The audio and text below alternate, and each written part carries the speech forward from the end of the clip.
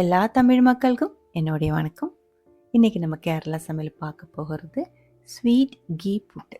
இனிப்பாக இருக்கிற நெய்யெல்லாம் சேர்த்து செய்கிற ஒரு ஸ்பெஷல் புட்டோட ரெசிபி தான் இது. நம்ம வேக வச்ச பழம், இனிப்பாக இருக்கிற பழம், அந்த மாதிரியெல்லாம் போட்டு பிசைஞ்சு சாப்பிட்டுக்கலாம். எப்படி பண்ணலான்னு பார்த்துட்டு வரலாம். 2 to 3 பேருக்கு சாப்பிட்றதுக்கான அளவுக்கு தான் இன்றைக்கி நம்ம புட்டு செய்ய போகிறது. 1 கப் அளவுக்கு புட்டு மாவு எடுத்துருக்கு. அதுக்குள்ளே 1/4 டீஸ்பூன் அளவுக்கு உப்பு சேர்த்து நல்ல ஒரு டைம் பிசைஞ்சு விட்டுக்கோங்க. அதுக்கப்புறம் தேவையான அளவுக்கு தண்ணி கொஞ்சம் கொஞ்சமாக ஊற்றி நல்லா மிக்ஸ் பண்ணிடலாம். இதுக்கு முன்னாடி நிறைய டைம் நம்ம வீடியோ போட்டுருக்கு புட்டு மாவு எப்படி ரெடி பண்ணுறேன் அப்படின்ட்டு. அதனால் நான் இப்போ டீட்டெயிலாக சொல்லலை. பச்சை தண்ணி தான் ஊற்றி இருக்குது. அதுக்கப்புறம் நல்ல ஒரு டைம் பிசைஞ்சதுக்கப்புறம் கொஞ்சம் கொஞ்சமாக தண்ணி தொளித்து மிக்ஸ் பண்ணி எடுத்துக்கலாம். ஊற வைக்கணும். உடனே நம்ம புட்டு செஞ்சிருச்சு அப்படின்னா இது வந்துட்டு புட்டு நல்லா கட்டி ஆகி போயிடும், கல் மாதிரி ஆகி போயிடும். அதனால் கொஞ்சம் ஊற வச்சுக்கலாம். மினிமம் 20 நிமிஷத்துலேருந்து 30 நிமிஷம் வரைக்கும் ஊற வச்சுக்கோங்க. 2 மணி நேரம் வரைக்கும் ஊற வச்சாலும் நல்லாயிருக்கும். அது அங்கே இருக்கட்டும். இது கூட சேர்க்கறதுக்கு 3/4 கப் அளவுக்கு துருவன தேங்காய், 1/2 கப் அளவுக்கு வெல்லம் துருவி எடுத்து வச்சுருக்கு. இது கூடவே சைடிஷ் ஒன்றும் தேவையில்லை, இப்படியே சாப்பிட்டுக்கலாம். இருந்தாலும் நம்ம இப்போ நேந்திரப்பழம் வேக வச்சு எடுத்துருக்கு.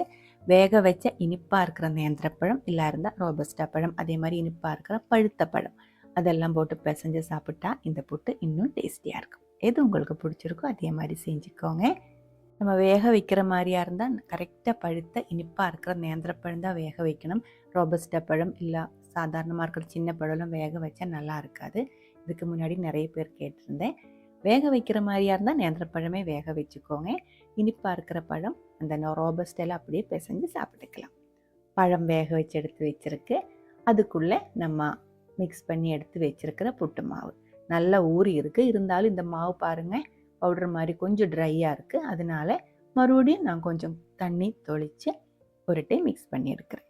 ரெண்டாவது இதே மாதிரி தேவையாக இருந்தால் மட்டும் தண்ணி தொளித்து இந்த மாவு கொஞ்சம் ஈரமாக எடுத்துக்கோங்க. ரொம்ப தண்ணி தொளிக்கக்கூடாது, கொஞ்சம் கொஞ்சமாக தான் ரெடி பண்ணணும். கரெக்டாக இருக்குது மாவு, கொஞ்சம் ஈரமாக இருக்குது அப்படின்னா எக்ஸ்ட்ரா தண்ணி சேர்க்க வேண்டியதில்லை. மாவு ரெடியாக இருக்குது. இட்லி தட்டுக்குள்ளே தண்ணி ஊற்றி கொதிக்க விட்டுருக்கு. ஆவி வந்ததுக்கப்புறம் நல்ல க்ளீனாக இருக்கிற ஒரு துணி இதே மாதிரி நனைச்சி அதுக்கு மேலே போட்டுருக்கு. அதுக்கு மேலே கொஞ்சம் துருவி எடுத்து தேங்காய் போட்டுக்கோங்க. மாவு அப்படியே போட்டிருக்கு அப்படின்னா ஆவி ஏறும்போது மாவு வந்து நனைஞ்சு அந்த துணியில் ஒட்டிடும். அதனால முதல்ல கொஞ்சம் தேங்காய் போட்டுக்கோங்க. அதுக்கப்புறம் நம்ம மிக்ஸ் பண்ணி எடுத்து வச்சுருக்கிற மாவிலிருந்து பாதி மாவு நான் இதுக்குள்ளே சேர்க்குறேன். 2 லேயராக செஞ்சு எடுத்துக்கலாம். அப்போ நல்லா டேஸ்ட்டாக இருக்கும். இனிப்பு எல்லா இடமும் ஒரே மாதிரி சேர்ந்துடும். பாதி மாவு இதுக்கு மேலே போட்டதுக்கப்புறம் அமுத்தக்கூடாது. ஒரு டைம் இதே மாதிரி மெதுவாக லெவல் பண்ணி விட்டுக்கோங்க. அதுக்கப்புறம் இனிப்புக்காக வெல்லம் துருவனது சேர்த்துக்கலாம். வெல்லம் வந்து 1/2 கப் அளவுக்கு தான் நான் துருவி எடுத்துருக்கிறது. ஒரு பெரிய அச்சு வெல்லம் இருந்துச்சு. உங்களுக்கு இதுக்கும் இன்னும் அதிகமாக இனிப்பு வேணும் அப்படின்னா அதிகமாக வெல்லம் சேர்த்துக்கலாம். இது வந்து கரெக்டாக இருக்கிற இனிப்பாக இருக்கும்.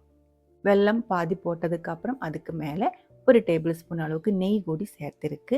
அதுக்கப்புறம் துருவி எடுத்து வச்சிருக்கிற தேங்காயிலிருந்து பாதி அந்த நெய்க்கு மேலே தேங்காய் கூடி சேர்த்துக்கோங்க. தேங்காயோட அளவு வந்துட்டு இவ்வளோ வேணும்ன்ட்டு இல்லை, கம்மியாக போதும் அப்படின்னு நீங்கள் கம்மியாக சேர்த்துக்கலாம். அதிகமாக வேணும் அப்படின்னா அதிகமாகவும் சேர்த்துக்கலாம்.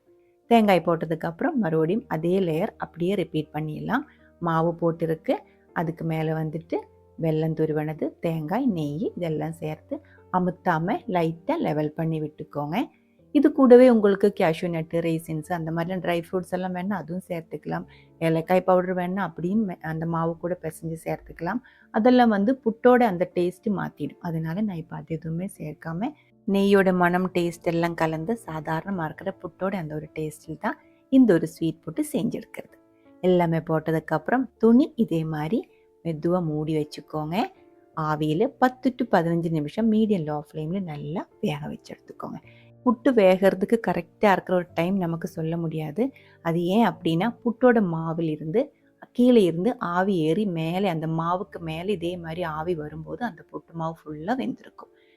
அது நிறைய பேர் இதுக்கு முன்னாடி கேட்டதா எவ்வளோ டைம் அப்படின்ட்டு. புட்டு குட்டியில் இருந்தாலும் இதே மாதிரி ஸ்டீமரில் இருந்தாலும் மாவுக்கு மேலே ஆவி வந்துருச்சு அப்படின்னா அந்த மாவு நல்லா வெந்திருக்கும். பாருங்கள், நம்மளோட ஸ்வீட் புட்டு ரெடியாக இருக்குது. இது 2 to 3 பேருக்கு சாப்பிட்றதுக்கான அளவுக்கு இருக்குது.